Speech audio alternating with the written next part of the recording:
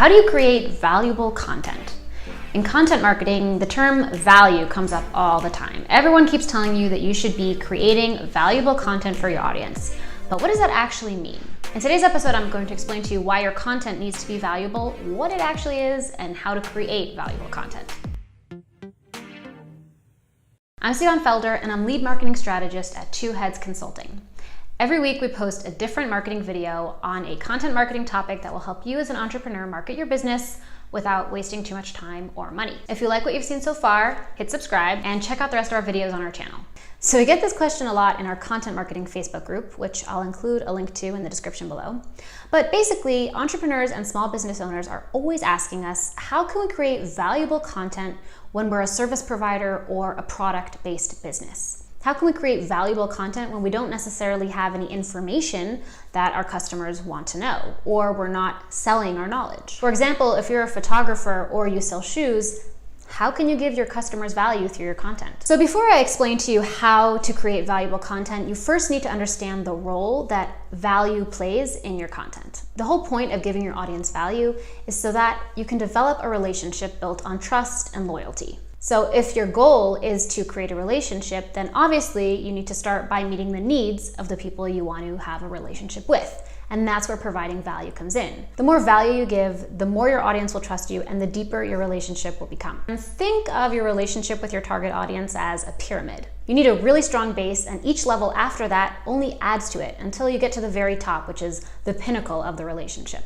Now, when I say your content needs to be valuable, what I mean is your content needs to meet the needs of your audience. And that's something that will depend on what level of the relationship your audience is at. The better you understand your audience, the more you'll be able to provide them with value. So let's start at the bottom of the pyramid. This is the first stage that everybody should start off with. This is the stage where I don't really know you and you haven't really done anything to prove yourself. And this is the stage where you provide what's known as functional value. Content that provides functional value is basically content that solves a problem, saves time or money, reduces effort, or basically simplifies the life of the person who's engaging with the content. So some examples of content that would provide functional value could be, let's say, a blog post that explains to me how to budget. It could be a how-to video on how to fold my sheet properly. It could be an infographic that compares two different types of software, or even just answering someone's question on a Facebook group. So if you're trying to figure out how to provide your audience with functional value, ask yourself, what are 3 things that my current target audience is struggling with right now, and how can I teach them how to solve it on their own? What that means is you're not using this content to self-promote or even to talk about what you do. It's really just to answer the most basic questions that somebody might have that you have the answers to. So if you're a graphic designer, you might see that a lot of your audience is struggling with figuring out how to choose the colors for their logo. And that might be something you explain to them how to do on their own. If you're an air conditioning salesman, you might want to do a product review of all the different types of air conditionings out there and where people should be spending their money. Now, once you've started to develop a relationship with your audience, when you start off with functional value content, you'll get to the next stage of the relationship where people trust you a little bit more. At this stage, you can start to offer content that covers the second type of value, and that's called emotional value.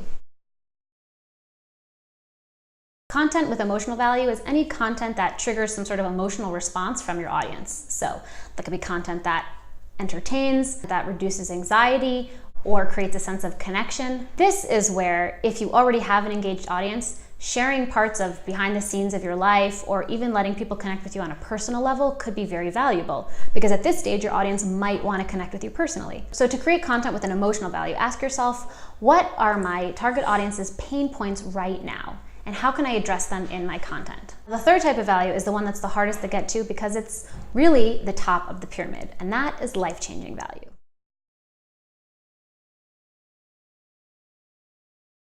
This is the part where people start to turn to you to provide hope, motivation, inspiration. This is the kind of content that makes people feel a sense of belonging or helps them shift their mindset and look at their life in a new way. It doesn't necessarily teach them how to do anything practical, but it does give them a very valuable, new and different perspective on the world. But this is the kind of content that you really can only start to put out when you have an engaged and dedicated audience. Remember, if you're just starting out, take it slow. Start with functional value and slowly work your way up with the audience that's interested in hearing what you have to say. We hope this was a valuable summary about the different types of value you can provide in your content. We'd love to hear from you, so in the comments below, show us your most valuable piece of content and show us what stage in the pyramid this content relates to. I'm Sivan Felder, and we'll see you next week for more marketing videos.